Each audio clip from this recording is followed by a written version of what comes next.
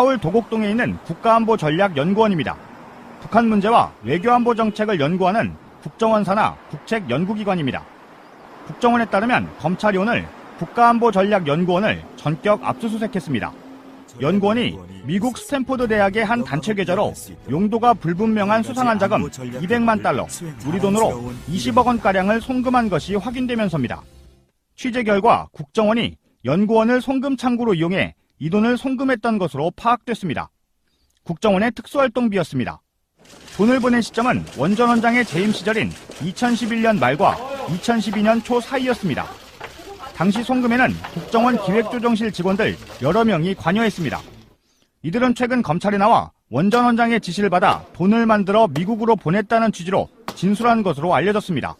국정원과 검찰은 원 전 원장이 국정원 특활비를 개인적으로 유용할 계획을 세우고 미국으로 빼돌린 것으로 강하게 의심하고 있습니다. 검찰은 연구원에서 압수한 자료 등을 분석하는 대로 원 전 원장을 불러 자금을 보내도록 한 경위와 목적 등을 조사할 방침입니다. 2013년 3월 21일 원세훈 전 원장은 퇴임식을 이례적으로 저녁에 서둘러 치렀습니다.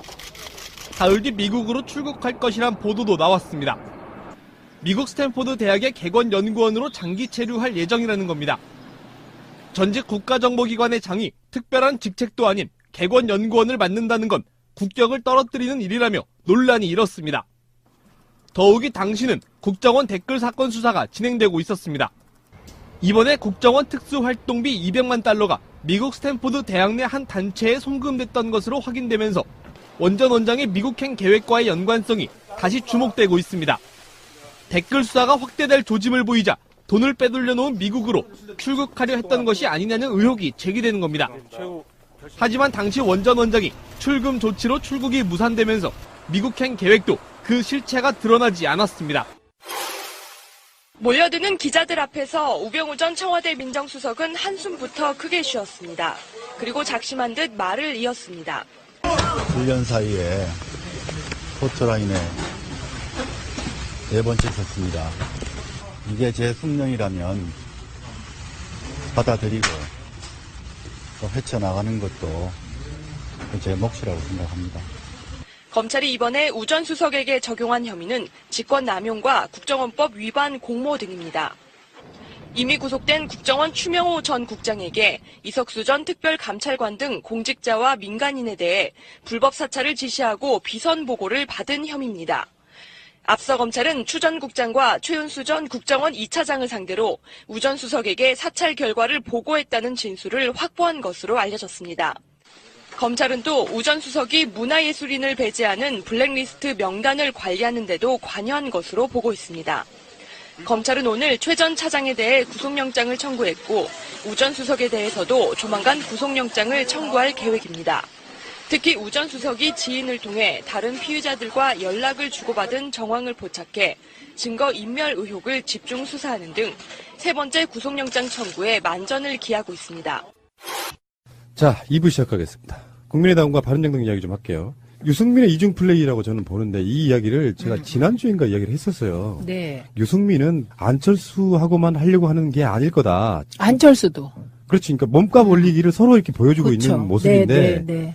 유승민이 이제 페이스북 같은데 우리가 뭐 국민의당하고만 합당할 생각이 있는 게 아니고 여전히 우리는 자유한국당과의 합당 가능성도 열어두고 있다 이런 식의 뉘앙스로 이제 발표를 하니까 네. 그렇지 않아도 지금 안철수의 그 통합 논의에 불만인 분들이 벌떼처럼 일어나는 상황이 된 거예요. 네.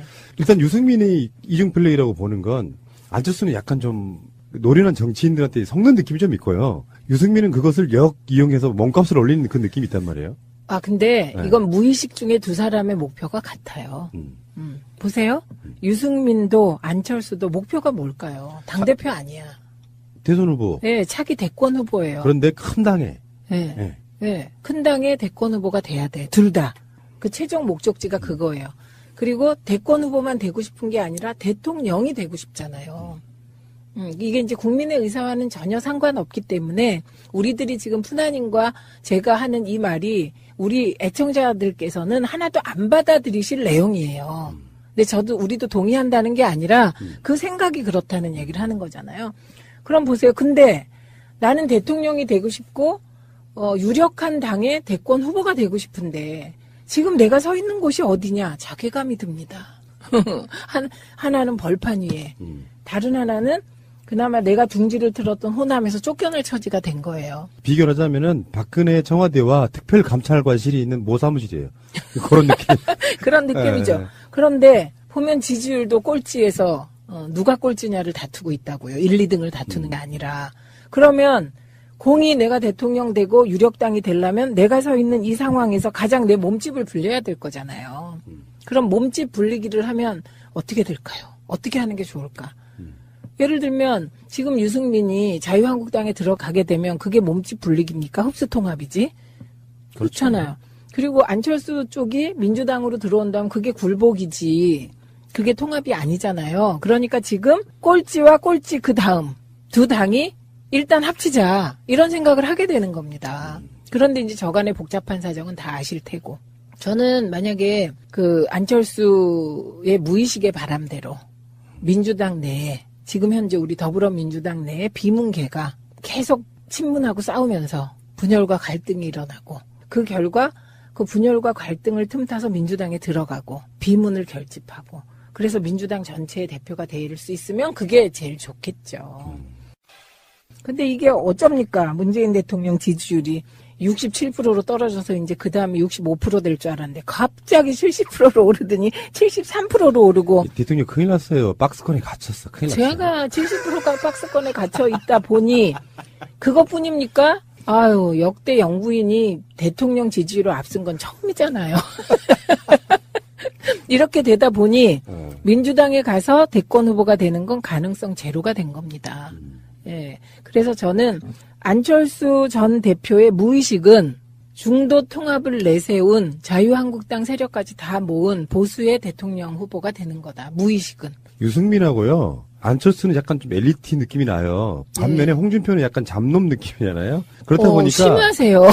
뭐 우리가 그렇게 얘기할 수 있죠. 근데 홍준표 자체가 또 법에 걸려 있는 부분들이 있고 그래서 결국에는 무주 공산이 될 거야라는 생각도 분명히 있을 것 같은 생각이 들어요. 그렇죠. 그리고 이제 김무성이 들어간 이유가 네, 그거라고 네, 우리가 네. 일찍이 합의한 바잖아요.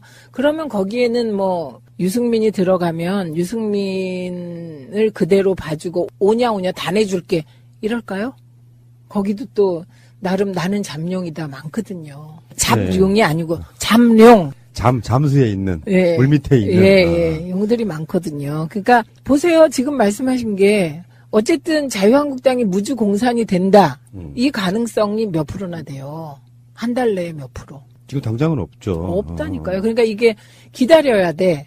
그런데 기다리다 보면 지지율이 점점 떨어져서 바른정당과 국민의당은 그냥 지지율 2, 3%가 될 수도 있는 거잖아요. 그러니까 우선 그걸 막기 위해서 합쳐야죠. 논란이 있더라도 이슈의 중심에 있다는 것 자체는 정치인들한테 좋은 거잖아요. 그렇죠. 네. 잊혀지지 않으니까요. 그래서 저는 결국 유승민과 안철수는 목표가 같다. 그래서 같이 간다. 그러면 국민의당은 분열을 겪을 것이다. 분열의 시기는 민주당이 결정할 것이다. 저는 근데 조금 달라요, 생각이. 어떤 부분?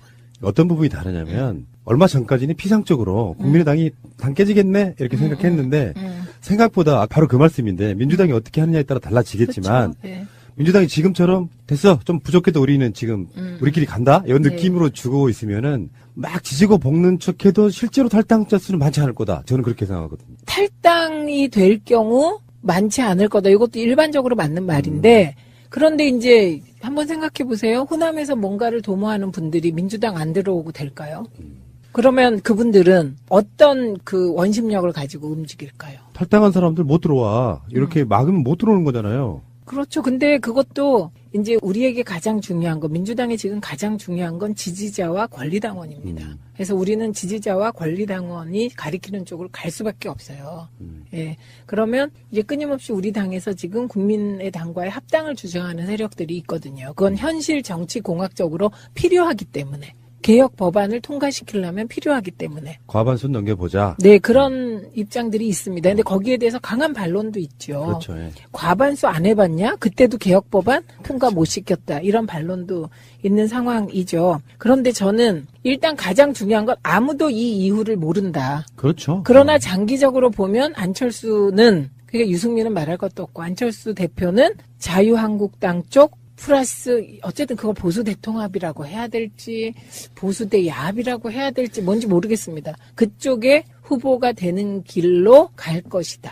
근데 안철수는 약다는 느낌이 드는 게 국정주의 이야기하면서 자기 이제 정체성을 더 우클릭했잖아요. 네. 우리가 알고 있는 새정치는 사실 진보적 느낌이 더 강한 거였단 네, 말이에요. 네, 네. 그러면서 스멀스멀 저쪽으로 가고 있는데 애초에 국정주의를 주장한 이유가 틈새 시장이 아니고 저쪽에 큰 시장이 있는 거 내가 먹어야겠다 이 생각까지 하고 있는 게 보인다는 거잖아요. 그렇죠, 그렇죠. 예.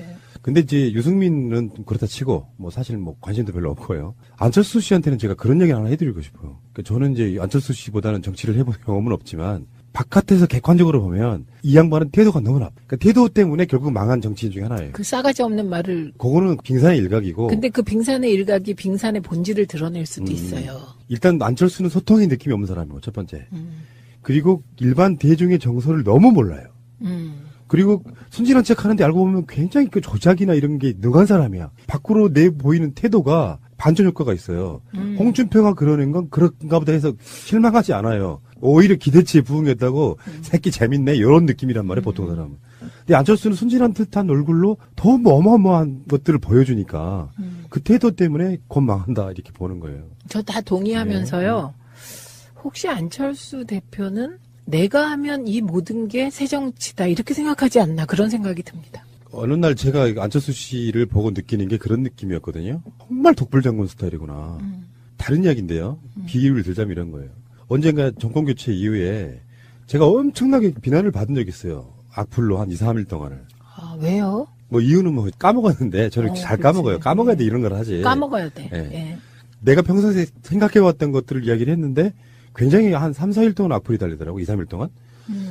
아, 좀 서운하더라고요. 내 생각이 진정성을 사람들이 오해하고 있구나. 근데 유시민 작가가 까이는 거 보고 강경화 때 엄청 네, 까였죠. 까이는 거 보고 시대가 이렇게 바뀌었구나.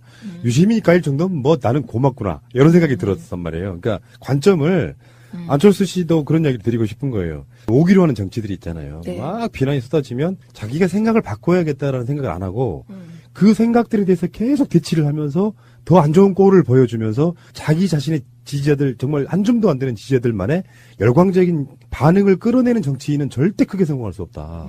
저는 그때 그걸 봤거든요. 그래서 비난이든 비판이든 간에 남들이 누군가가 나를 공격할 때는 이유가 있을 거야라는 생각에 뭔가 자기 행동을 고쳐줘야 돼요. 근데 그게 전혀 없는 사람이에요. 네. 핵동의. 의원님의 이제 전공 이야기 좀 해야겠죠. 네. 지상파 3사에 관련되어 있는 뉴스가 지금 같은 한날 한시에 쭉쭉쭉 나오더라고요. 그래서 네. 하나씩 한번 짚어보자고요. SBS의 신동욱 전 앵커. 이분이 TV조선의 메인 뉴스로 갔어요. 그 전원책 변호사가 물러난 것 같아요. 사실 TV조선도 전원책을 메인 앵커로 기용했던 게 사실 파격이긴 했잖아요. 그때도 파격이었는데 별로 평가가 안 좋았던 것 같아요. 이쪽 저쪽에서 다. 일단 전달력 좀 떨어지고 이미지도 별로 안 좋고 이런 측면도 있었을 거라고. 원래 그 양반이 기자 특혜 이런 개념으로 들어간 거죠. 네. 프리랜서 기자인데 네. 특혜인데 앵커 이런 거. 원래 앵커라는 개념을 조금 다 아시겠지만 사실 앵커는 엄밀히 따지면 기자가 하는 게 일단 맞고요. 그렇죠. 그리고 그 기자들 중에 대장급 되는 사람이 모든 뉴스를 편집하고 취합해서 자기가 뉴스를 끌어가는 거. 이런 관점으로 봐야 되는데 외부에서 들어온 일종의 게스트 같은 사람이 앵커를 끌어가는 것 자체가 일단 말은 안 되는 건데. 예, 그때 그게 되게 파격이었는데 그렇게 할 수밖에 없는 TV조선의 조건이나 이유가 있었죠. 예, 총선에서 패배하고 이제 대선에서까지 이제 그 자유한국당이 패배하면서 TV조선이 되게 위기의식이 컸던 것 같습니다. 일종의 이제 내부 혁신이었구나, 그것도. 네, 일종의 면에서는. 혁신이었던 거예요. 그런데 별로 좋은 평가를 안 받았죠. 그런데 이 신동욱 이분이 앵커 그냥 어떤 그 하드웨어 쪽으로만 보면 그렇게 나쁘지 않은 사람인데 하드웨어로만 보면 발음이라든지 이런 전달력도 좋은 편인데 근데 문제는 이분이 그 논두렁 시계 보도했던 바로 그 앵커잖아요. 그렇죠. 이게 중요한 거예요. 논두렁 시계를 보도한 기자만을 탓하면 안 되는 거예요. 예, 앵커가 우리가 이제 지난번에 그 사망한 김지혁이 나왔던 마지막 프로가 있잖아요. 아르곤. 거기에 보면 앵커가 사실은 아이템부터 뭐 방향부터 같이 다 의논하잖아요. 예, 근데 저는 신동욱이 TV조선 간다 이 얘기를 딱 들었을 때 첫 번째 떠오른 게 뭐냐? 논두렁 시계 앵커네? 이거였거든요. 그게 저만 그랬을까요? 이 사람이 2005년부터 SBS 메인 뉴스 앵커를 6년 동안 했거든요. 네. 방송국 시스템, 방송사의 시스템으로 가보면 너무나 당연한 거죠. 기자가 물어와서 이거 특종이다 이렇게만 되는 게 아니라 야 이거 가짜 뉴스일 가능성이 있어 걸러내고 이런데 정반대로 추동했을 수도 있죠. 이거 취재해와. 국정원과 검찰과 연관성이 있었다고 하면 악의적으로 보도한 거에는 이 사람의 책임이 기자보다 훨씬 큰 거죠. 이 사람의 책임도 크고요. 그 당시에 SBS 상황. 그러면 더 위에서 관여했을 그렇죠. 수도 있고. 지금 그 당시 사장이 국정원과 연관성이 있다는 보도도 있었으니까요. 그리고 이명박 청와대 비서실장으로 또. 그러네요. 네, 그런 연계가 있습니다. 그러니까 저는 결국은 자기 자리 찾아가는구나. 그러니까요. 네, 그런 생각이었고요. 이야, 진짜 TV조선도요. 거의 SBS 사람으로 거의 각인된 사람을 이게 특제해 가니까 저는 두 가지 생각이 들었는데, 하나는 야, TV조선이 진짜 지금 엄청 많은 머리를 굴리고 있을 수밖에 없는 조건이구나. 그러네요. 예. 일단 상업적으로 살아남아야 되는데 그렇죠. TV조선은 엄성섭을 제외하고는 앵커란 느낌이 드는 사람이 없고요. 엄성섭은 너무 부정적 이미지가 강하고 네, 네. 메인 뉴스 진행하기에는 모든 면에서 딸리신 분이 그분밖에 없어서 이렇게 이제 외부에서 데려와야 되는 나쁜 쪽에 어떤 이미지가 박힌 채널은 있잖아요. 네. 이렇게 사람 몇 명 바꾼다고 되는 것도 아니고 네. 제가 봤을 때는 이것도 이제 안철수랑 비슷한 길을 걷고 있는 거예요. 그 다음에 두 네. 번째는, 야, 그러면 이 신모 씨는 얼마 받고 가나? 그러니까 그게 궁금하네. 저는 그런 것도 궁금하더라고요. 예.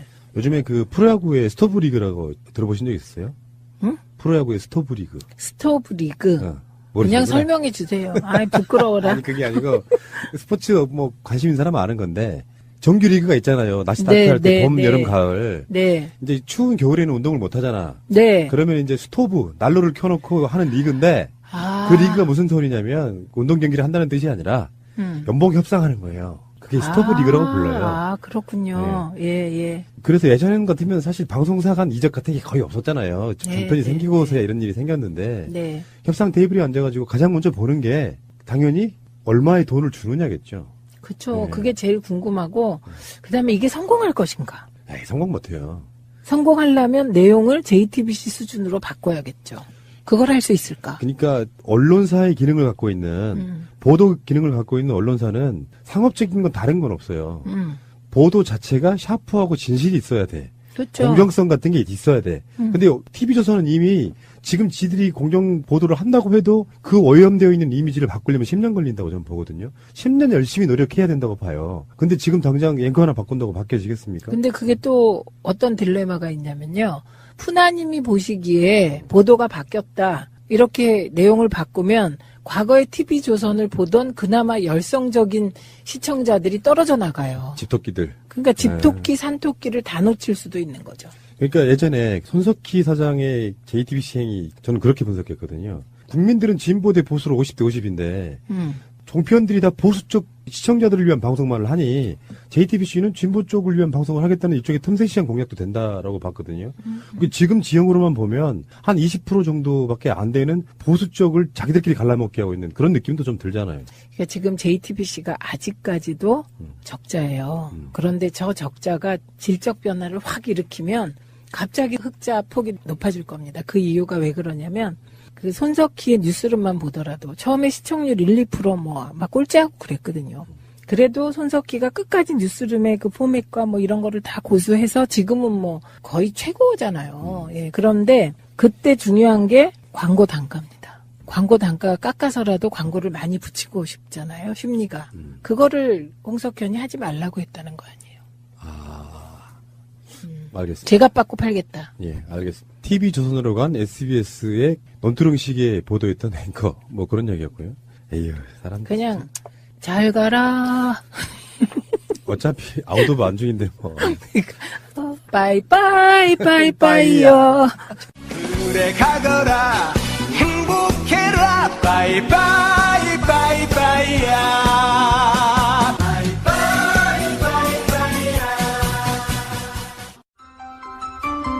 새가 날아든다는 여러분들의 하트를 먹고 삽니다. 잊지 않으셨죠? 에피소드 제목을 누르고 플레이가 되면 오른쪽 위에 하트를 꼭 눌러주세요. 오늘도 감사합니다.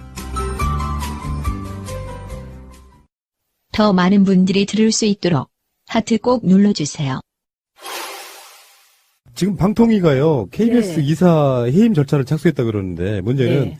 KBS 이사들이 전체 11명 가운데 퇴직한 한 명을 빼고 10명 모두가 업무 추진비를 사적 용도로 너무 많이 써가지고 이 사람들에 대해서 정도가 심한 사람들은 해임해야 된다. 이것을 지금 방통위가 절차에 착수했다는 거 아닙니까? 네, 저는 이거 보고 깜짝 놀랐어요. 진짜 KBS가 얼마나 시체말로 X판이 됐냐 이거 보여주는 거예요. 개판이요? 네, 우리 때는 이런 거 상상할 수 없습니다. 왜냐하면 이건 방통위가 얼마나 일을 안 하고 관리 감독을 소홀히 했냐. 예, 이거 책임져야 될 일이에요. 방통위 직원들. 이게 말이 됩니까? 우리 2006년, 2007년 이때는요. 정말 제가 얘기했잖아요. 1,800원 갖고 문제 삼았다고. 진모 의원이. 저의 카드 문제. 혹시 진성호? 예, 그런데 그래갖고 1,800원이 문제될 정도의 분위기는 뭐냐면 그때는요. 영수처리 다 해야 되고요. 예를 들면 일정 액수 이상을 누구와 식사를 하면 식사한 사람 이름을 다 내야 돼요. 써가지고. 그러니까 철저하게 했어요. 영수 처리를. 근데 이거는 영수 처리 한 번만 해도 그 다음에 막을 수 있는 일이거든요. 그러네요. 네. 그러니까 관리 감독 엄청 소홀히 했다는 거고 요거 하나 보면 작은 걸 보면 전체를 안다고 KBS 진짜 정상화 하려면 사장 가시는 분은 엄청 고생하시겠습니다. 장차. 보니까요. 이분들이 법인카드를 어떻게 썼냐. 개인적 식사비, 음료 구입비 351만 원어치 썼고요. 개인 사용 목적의 물품, 식품 구입비 229만 원어치. 단란 주점 이거 좋다. 단란 주점 이용 대금 186만 원어치. 네. 음반 구입비 143만 원어치. 요거 좀 문제처럼 보이는데. 동호회 회식 등 사적 모임 식사비 111만 원어치. 이렇게 썼고요. 요거 제가 설명을 좀 드릴게요. 무슨 건지. 여기 개인적 식사비, 음료 구입비 511건, 요건 뭐가 문제가 된 거냐면, 예를 들면, 이 KBS 이사 업무 수행과 관련하여 밥 사 먹은 거 문제 안 돼요. 이런 거 주로 문제되는 경우는 토요일 날, 일요일 날, 집 주변에서 가족과 식사했다, 이런 얘기입니다. 뭐, 가족이 아닐 수도 있고. 어쨌든 누군지. 예, 그런 거 걸리는 거고요. 그 다음에 개인 사용 목적 물품, 식품 구입비 22건, 이거 있잖아요. 이건 뭘 얘기하냐면, 이게 가끔 가다가 카드나 이 공급 유형이 문제되는 게 여성들이 슈퍼마켓에 가서 장 본 게 문제가 돼요. 그게 다 개인적으로 개인 사용 목적 물품 식품 구입했다는 겁니다. 지금 일반적인 얘기예요. 아유 단란주점 이거는 뭐 얘기할 말할 것도 없고. 예. 그다음에 음반 구입비 같은 거 이것도 개인적 목적 물품에 해당되는데 아마도 음반 구입이 너무 특이해서 이렇게 별도 목록으로 뺀 것 같고요. 그 다음에 동호회 회식 등 사적 모임 식사비 8건도 이 동호회가 언론 관련 단체이거나 예를 들면 KBS 직원들을 사줬거나 하나도 문제 안 돼요. 이게 완전히 언론과는 아무 상관없는 사람들하고 먹었다 이 말이에요. 예. 그 중에서 그 이사들 중에서 10명이 이게 아마 지들 간에는 당연한 게 받아들였던 게 아닌가 싶기도 해요. 상식적으로 생각해보면 이거 아닌데 문재인 대통령도 오죽했으면 특수활동비 부분도 있고 급여, 생활비 부분은 청와대에서 나오는 돈을 쓰지 않겠다. 내 월급으로 쓰겠다고 하는 정도인데. 너무 양심적인 대통령이세요. 근데 그 돈 조금 아껴서 우리도 밥 좀 사주세요. 그 이사들 중에서 차기환 씨 굉장히 많이 들어본 인물일 거라고 생각합니다. 여러분. 1위예요. 1위. 448만 원 썼는데 이분이 세월호랑 아마 연관이 있지 않았어요? 있었죠. 이분이 448만 7,730원이요. 이분은 KBS로부터 휴대폰을 지급받고도 추가로 휴대전화 단말기 등을 업무 추진비로 따로 구입했고 뭐 등등의 뭐 본인 사무실 인근의 카페 등에서 개인적인 식사비, 음료 구입비들 다 그런 식으로 이제 뭐 썼던 거고요. 애견 동호인 행사에서 정말 이분 또 개를 사랑하시네요. 법인카드를 사적으로 사용하고 동호인 회식비 결제, 카페 이용, 개인적인 해외여행에서의 식사 음료비 이런 것들도 법인카드를 썼다. 강의사예요. 강의사. 애견 동호인 행사에서 법인카드를 사적으로 사용했다는 의혹을 받은 건 강의사예요. 알겠습니다. 예, 요 사람이 문제가 됐던 거예요. 계속. 예, 강의사인데 이분보다 지금 이 차기환 이분이 산 휴대전화 단말기를 업무 추진비로 따로 구입했다는 거. 요거는 이제 어디에 썼나 진짜 궁금한 대목이죠. 그러니까 이것도 공적 자리고요. 사실 공적 자금인데 네. 이거를 이렇게 법인카드라는 용도가 원래 공적인 업무에 관련된 일만 쓰라는 거잖아요. 네. 근데 왜 이런 식으로 뭐 이사의 구도가 바뀔 수 있다는 건데 설명 좀 해주세요. 네, 그러니까 지금 KBS 이사 중에 한 분 구 여권 이사 한 분이 그만두신 상태입니다. 예. 그러니까 KBS는 총 11명이에요. 근데 이게 7대4 구도였거든요. 그런데 한쪽이 그만두고 한쪽으로 넘어왔으니까 지금 6대 5가 된 거죠. 예. 그 이 6은 구여권이고 5는 지금 여권이고요. 그렇게 돼 있는 상태입니다. 근데 지금 문제가 되는 차기환 이사하고 강모 이사는 빨리 그만두셔야 될 것 같아요. 예, 그래서 2명이 그만두게 되면 거꾸로 7대 4가 되는 거죠.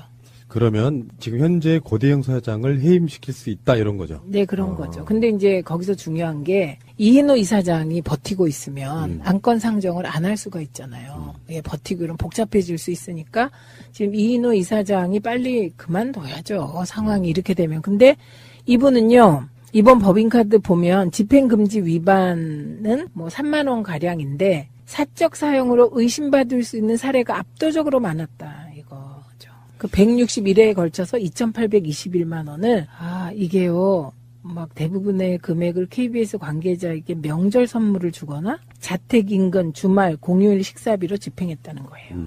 자, 부도덕한 세력들은 어디 가나 이렇게 표시가 좀 나는 것 같고요. 그렇죠. SBS, KBS까지 왔습니다. MBC는 더 심각합니다. MBC의 총 임원 수가요, 11명이래요. 사장 포함해가지고. 네. 그 11명이 절반이 넘는 7명이 휴대폰을 파쇄했어요, 최근에. 하드디스크 전용 파쇄기라는 게 있는데, 이게 1,800만 원짜리래요. 요거를, 핸드폰을 최근에 산 것들 노동부로부터 이제 부당 노동행위로 검찰 수사를 앞두고 있다 보니까, 핸드폰을 파쇄하고 해서, 누구냐면, 일단 김장겸은 당연하고요. 네. 백종문 전 부사장, 최기화 사장 직무대행, 다음에 오정환 보도본부장, 김도인 편성제작본부장, 김성근 방송인프라본부장, 윤동열 미디어사업본부장, 이런 사람들이 다 핸드폰을 파쇄해놓고 돌렸다면 상식적이지 않잖아요. 네, 네. 상식적이지 않고 우리가 영화에서도 늘 보는 거 아닌가? 이게 영화에서 보면요. 우리는 이게 뭔가 구린 사람들이 뭐가 나올 수 있다고 보세요? 일단 저는 지금 MBC 김장겸 등에 대해서 혐의를 두고 있는 사안이 있습니다. 그가 부당 노동 행위인데요. 저는 그거보다 더 큰 건 청와대와 자주 소통한 기록이 아닐까 추측해 봅니다. 가장 중요한 부분이구나. 네, 저는 그거라고 생각합니다. 근데 이거는 포렌식으로도 안 되죠. 파쇄해버리면. 통화 기록은 남아있지 않나요? 그 통화 기록이 기간이 있어요. 1년인가 그 기간 안에는 복구할 수 있을 것 같습니다. 이거 범죄 혐의에 대한 수사니까. 이를테면은 박근혜 국정농단에 있을 때에 청와대 홍보수석이나 이런 사람들하고 네. 통화한 기록 같은 게 있다면? 있지 않을까 싶고요. 그 다음에 가장 우리가 지금 이상하게 생각했던 이석수 특별감찰관과 조선일보 기자가 대화한 그 감청 기록이 있었잖아요. 그게 MBC에서 보도를 했어요. 그게 MBC에서 보도했잖아요. 네. 그러면 그게 보도되는 과정이 여기 어딘가 핸드폰에 있을 것 같은 추측이 듭니다. 국정원과 한몸이 돼서 MBC 내부 정보를 넘겼던 전영배 사장이 보도본부장으로 재직할 당시 정치부장이 김장겸 전 사장이었다. 이런 얘기를 이제 MBC 세노 쪽에서 이야기를 했던 것 같고요. 자, MBC 얘기를 하는 김에 조금만 더 하면 지금 13명이 지원했대요, 사장 공모에. 그래도 이름은 한번 쭉 불러보죠. 자, 13명 후보는 누굽니까? 13명의 후보는 김정특 전 EBS 이사, 김유선 전 한국방송광고공사 공익광고협의회 위원, 박신서 전 방송통신심의위원회 심의위원, 송기원 MBC 논설위원, 송일준 MBC 심의국 라디오심의위원, 오용섭 청년관계토 설립운영자, 윤도환 전 MBC 보도국 LA 특파원, 이우호 전 MBC 논설위원 실장, 임정환 전 MBC 보도 MPS 준비센터장, 이문식 전 MBC 논설위원, 최승호 뉴스타파 PD, 최영근 전 초록뱀 미디어 대표, 최진용 전 제주 MBC 사장. 이상입니다. 그리고 이제 많이 거론됐던 손석희, 정찬영, 성경환 이런 분들은 출마 안 한다고 하고요. 이분들 중에 우리 의원님께서 아는 분들 꽤 되시죠? 네, 이 중에 좀 주목해서 봐야 될 분이 송일준. 지금 여기에는 MBC 심의국 라디오 심의위원으로 돼 있는데 이 송일준 PD는 그 PD 수첩, 알죠. PD 예. 저널리즘의 핵심이고요. 그다음에 윤도환 전 MBC 보도국 LA 특파원은 이제 MBC 내에서 MBC 내 그 보도국 기자들 중에 개혁적인 성향이 뚜렷한 사람이죠. 그다음에 이후호 전 MBC 논설위원 실장은 지금은 논설위원 실장으로 이렇게 되어 있는데 뭐 최문순 시절에 MBC 보도국에서 중요한 역할을 했던 분이고요. 그다음에 최승호 PD는 뭐 설명할 필요가 없을 것 같고, 그다음에 여기 보면 최진용 전 제주 MBC 사장 있잖아요. 네.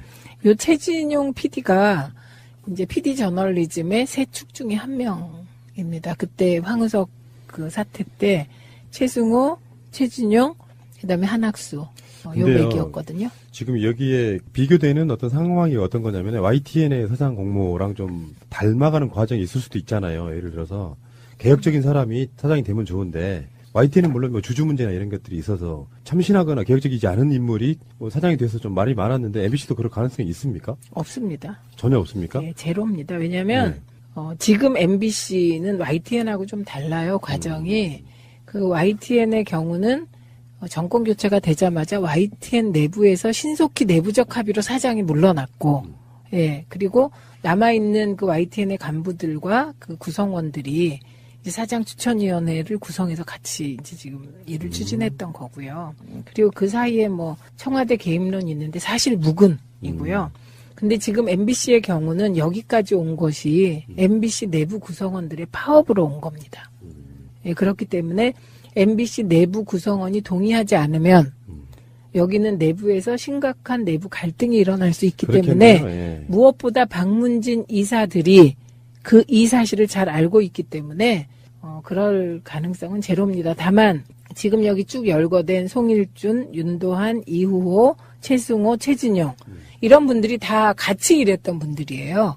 예, 그러니까 이 중에 누가 더 적격인가를 놓고 내부 구성원과 박문진 이사들이 심사숙고를 해서 결정할 거라고 봅니다. 이 방송 나가는 30일 날 최종 후보자가 발표된다 그러고요. 12월 7일 날 새 사장이 확정된다 그러는데 3명으로 압축을 해서 다시 심사를 하는 뭐 이런 과정이 있나 봐요. 네. 알겠습니다. 방송 3사 공적인 전파를 사용하는 공영방송 개념이 있어야 되는 거잖아요. SBS도 저는 공공지를 사용하는 느낌에서는 다 개혁의 대상이라고 저는 보는데 어쨌든 간에 방송 3사의 빠른 개혁, 국가 정상화 중에 가장 중요한 축이 될 것 같다 생각이 듭니다. 국민들은 국가의 존재 이유가 무엇이냐고 물었습니다. 어려울 때 국가가 지켜주고 있다는 믿음을 주어야 합니다. 그것이 국가의 존재 이유입니다. 자, 재미있는 얘기 좀 하고 가겠습니다. 네. 이 두 인물인데요. 일단은 그렇지 않아도 방송에서 유효대 이현주 관종 마케팅으로는 미래 없다 이런 제목의 방송을 내보낸 적이 있어요. 망언으로 뜨는? 네, 노이즈 마케팅이라고는 하지만 그렇게 말 붙이기도 좀 네. 아까운 그런 인물들인데 최근에 곶감 논쟁이 있었어요. 그러니까 김정숙 여사가 곶감을 널어놓고 독서하고 있는 모습을 올렸는데 저걸 김정숙 여사가 직접 깎았겠어? 그래서 깎고 있는 사진을 공개를 했더니 동영상 공개 이런 식이에요. 그러면서 뭐 이죽거리면서 예. 그렇게 할 일이 없냐라든지 등등의 그런 거 있거든요. 사람과 사람 사이에도 이렇게 빈정거리면서 말꼬리 자꾸 계속 늘어지면서 자기가 잘못했다는 부분에 대해서는 전혀 이야기하지 않는 그런 유형이 있는데 제가 그래서 이걸 의원님께 질문 좀 드려보려고 했어요. 아무리 정치인들이 그 사회적으로 관심 받고 뭐 그런 건 좋지만 그렇게까지 욕을 먹으면서도 해내는 것을 뭐라고 설명해야 돼요? 그게 이게 이제 적절하지도 않기도 하고 적절한 비유이기도 한데 예를 들면 제가 19대 때 일할 때 그리고 지금도 마찬가지인데 조중동이 욕을 하잖아요. 언론 그 지면으로. 그럼 엄청 당사장 기분 나쁘거든요. 그래서 기분 나빠 있으면 선배들이 조중동이 그렇게 비판하는 거 보니까 진짜 일 잘하는 거야. 이렇게 얘기를 합니다. 그런데 지금 저쪽에도 똑같은 거죠. 지금 인터넷상의 네티즌들은 다 친문이고 뭐고 정체 모를 모바일 세력이고 그러니까 저쪽에서 욕먹으면 그거는 진짜 좋은 거야. 이런 그 자기 착각에 빠져 있을 것 같습니다. 그쪽은 나쁜 식으로 우리는 맞는 거였고요. 근데 상대적으로 이런 게 있단 말이에요. 뭐 대통령 영부인이 치맛바람을 일으켜서 뭐 무슨 권력자들 재벌들 만나고 다니는 것도 아니고 되게 서민스러운 행보를 하고 있는데 거기다 대놓고 대통령 공격할 게 없으면 영부인을 공격하는 그런 모양이 지금 유여해와 홍준표가 그런 식으로 나오고 있거든요. 그러니까 더 분노스러운 거예요. 근데요, 제가 요 꽃감 부분은 말씀드리자면 그 사진에 나온 감수를 세보시면 그게 뭐 몇 개 안 됩니다. 우리 견지에서는. 꼭 그 감 하나를 깎는데 드는 시간이 우리처럼 주부생활 30년 숙달된 조교들은 하나 쫙 까는데 1분밖에 안 걸립니다. 샤샤샥. 김정숙 여사님 손 무지하게 빠르십니다. 그래서 우리가 양산에 놀러 가시면 직접 음식을 다 해주셨어요. 그래서 제가 배운 음식도 있어요. 딱 자기 수준에서 하는 얘기예요. 그러니까 진짜 감을 안 깎아본 건 유효하다. 전 이렇게 본다는 말씀을 지금 드리는 겁니다. 뭐 전당대회부터 막 신발 벗고 막 노래 부르고 하면서 그때까지는 네. 그래도 뭐 네, 관심을 받았는데 그쵸. 이분이 이제 그 흔히 말해서 관종 마케팅을 좀 특별히 느끼고 있는 거예요. 관심 쏟아지고 사실 지금 자유한국당의 최고위원들 중에서 이렇게 언론에 주목을 받는 사람 이 사람밖에 없어요. 그러니까 점점 간땡이가 커져가는 거예요. 하다못해 뭐 어떤 컨텐츠가 있고 어떤 준비를 해왔다고 자기가 임종석 실장이 서울시장 나가면 지도 나간대. 이게 어떤 관점으로 봐야 되냐면은 흔히 말해서 관심 종자라고 부르는 이런 분들한테는 관심을 안 주는 게 답인데 언론들이 그것을 계속 부추기면서 이 사람의 비중을 높여주는 방식으로 지금 뜨고 있는 거거든요. 그쵸. 저는 진짜 이상한 게 홍준표 대표 수준의 막말을 추미애 대표가 했다면 그냥 아웃입니다. 예, 이제 보호받고 있어요. 언론에서. 그래서 제가 자유한국당 최고위 내에 막말 남매, 예, 홍유 남매. 이게 진짜 이 망언이 점입 가경일 뿐만 아니라 이거는 이제 곧 그 부메랑이 돼서 본인들께 이미 그렇죠. 부메랑 되지 않았어요? 홍준표 대표는 그 특활비 범벅으로? 지금 유해하고 홍준표하고 둘 중에 누가 더 셀까요? 저는 유여해가 세다고 봅니다. 정치적으로 누가 세냐 이런 것도 있지만 그게 아니라 이 상황. 최고위원회의에서 유해가 말이 너무 지나쳐가지고 홍준표가 제지했답니다. 유해에서 권력은 센데 이 상황에서 막말이나 계속 막 던지는 걸로는 세다 이 말입니다. 왜냐하면 그렇죠. 개념이 무개념이기 때문에. 그렇죠. 무개념이란 말 정말 잘하셨어요. 네. 합리적으로 두루 살피면서 해야 될 말만 하는 게 아니라 굉장히 상기되어 있는 거예요. 근데요. 가만히 생각해 보시면 전 저러는 게 약간 이해가 돼요. 왜요? 왜냐하면 대통령도 막강인데 영부인까지 막강이거든요. 그러니까 이게 이제 대통령 지지율이 이게 200일이 됐는데도 돼가는데도 70%를 넘은 박스권에 갇혀 있는 그것도 지금 어떻게 대응해야 될지 모르겠는데 영부인의 지지율이 더 높고 앞으로 영부인이 어떤 행보로 또 국민들께 기쁨을 줄지 예측 불허인 거예요. 근데 저는 이런 얘기 하나 드리고 싶어요. 정치하시는 분들 중에 유해 씨 같은 사람들한테 드리고 싶은 충고예요. 전 방송하면서 최소한 이명박근혜랑 싸우면서 같이 싸우는 팟캐스트들에게 단 한 번도 싫은 소리 해본 적이 없어요. 왜 그랬을까요? 마음에 들어서만 그랬을까요? 그게 중요한 건 아닌 거예요. 이런 분들이 그런 논란을 굳이 만들어가지고 내가 유명해지고 싶은 생각도 없고 방향성이나 조금 어떤 색깔은 좀 달라도 배려해줄 건 배려해주는, 그러니까 어떤 그 상도이라는 게 있는 거잖아요. 넘지 말아야 될 선 같은 거는 지키려고 엄청 노력했다라고 말씀드리고 싶은데, 정치하는 사람들이 이렇게 한 줌도 안 되는 지지자한테 칭찬받으면서 막 뭔가 하는 모습이 결국에는 자기 자신의 정치적 위상이랄까 질이랄까 이름을 더 떨어뜨린다는 거를 알아야 돼요. 이럴 때 우리 남편은 부산 사람인데 뭐라고 하냐면요. 시끄럽다고만 이렇게 합니다. 유여에 대해서. 홍준표도 마찬가지예요. 페이북에다 쓴 글인데 사회주의 경제정책으로 서민들이 살기가 더욱 팍팍해져가는 마당에 미치겠다 진짜. 무슨 뜻인지도 모르겠어요. 지들은 더 뭐라고 설명해야 되나? 그러면 뜻을 모르시는 걸 거야. 그냥 던지시는 거야. 빈익빈 부익부가 심화된 자본주의 경제정책을 했던 분들이신데. 자, 어쨌든 간에 그런 마당에 말춤이나 추면서 축제를 즐기는 저들 이렇게 표현했어요. 말춤은 홍준표 대표도 쳤어요. 대선 때. 그러니까. 그때는 안 어려웠나? 지금 그 문재인 대통령이 이제 아세안 거기 갔을 때 교민들하고 행사 같은 데서 싸이의 그 음악이 나오면서 이렇게 같이 호응해준 그걸 갖고 물고 늘어지는 거예요. 그게 너무 폭발적 인기였기 때문에. 그래, 어쨌든 지금 우리는 이니수기 화이팅! 이거죠, 뭐. 어쩔 수 없다고 생각이 들어요.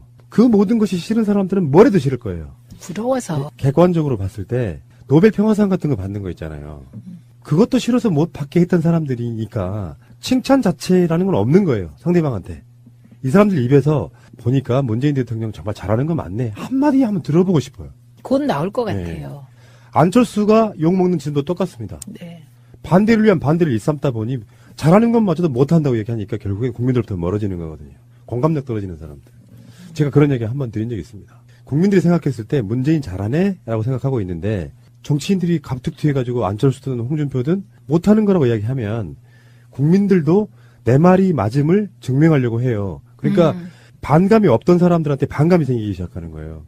다시 돌아갈 수가 없는 거죠. 그러니까 지지율이 높을 때는 찍소리 말고 칭찬만 해주셔도 됩니다. 그게 그렇죠. 사람들 방법이에요. 그렇죠. 네, 그리고 뭐 그런 일은 안 생기겠지만 실수하길 기다리십시오. 그냥 5년 내. 네, 알겠고요. 의원님과의 좋은 시간. 이주영 실장님은 늘 뭐 힘드시겠지만 즐거운 시간이었습니다. 아니, 졸리는 시간이었습니다. 깨먹는 냄새 때문에 좀 힘드셨을지도 모르겠다. 달콤합니다. 와. 저런 멘트를 할 줄 아네요. 그러네요. 자, 수고하셨고요. 감사드리겠습니다. 고맙습니다. 예.